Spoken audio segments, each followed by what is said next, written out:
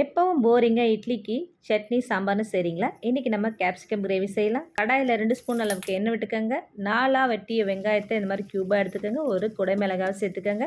3 நிமிஷம் வதக்கிட்டு தனியாக ஒரு தட்டில் எடுத்து வச்சுக்கலாம். அதே எண்ணெயில் 2 வெங்காயம் 2 தக்காளி கொஞ்சமாக கல்லுப்பு போட்டு மூடி போட்டு நல்லா வேக வைப்போம். இப்போ நல்லா வெந்துருச்சு. ஜாரில் 2 ஸ்பூன் அளவுக்கு பொட்டுக்கடலை, ஆரிய வெங்காயம் தக்காளியை போட்டு நல்லா நம்ம அரைச்சிட்டு வந்துடலாம். பேனில் 3 ஸ்பூன் அளவுக்கு எண்ணெய், 1/2 டீஸ்பூன் சீரகம், 2 பிரிஞ்சி இலையை நல்லா பொரிஞ்சதுமே அரைச்சி வச்ச விழுதை சேர்த்துக்கலாம். நல்லா எண்ணெயிலே வதக்கிட்டு 1/2 டீஸ்பூன் அளவுக்கு மிளகாய்த்தூள், 1/2 டீஸ்பூன் கரம் மசாலா சேர்த்து நல்லா வதக்கிக்கோங்க. கேப்சிகம் வதக்கி போடும்போது க்ரன்ச்சியாக இருக்கும்.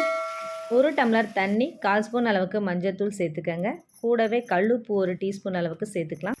மூடி போட்டு ஒரு 3 நிமிஷம் நல்லா கொதிக்க விடுங்க. குழம்பு நல்லா திக்கானதும் கசூரி மேத்தியை நல்லா க்ரஷ் பண்ணி சேர்த்துக்கிட்டு வதக்கி வச்சுருக்க கேப்சிகம் ஆனியன் சேர்த்துட்டு 2 நிமிஷம் அப்படியே நல்லா கலந்து விட்டுட்டு ஒரு துண்டு பட்டர் போட்டு ஸ்டவ் ஆஃப் பண்ணிவிடுங்க. நம்மளோட கேப்சிகம் கிரேவி ரெடி.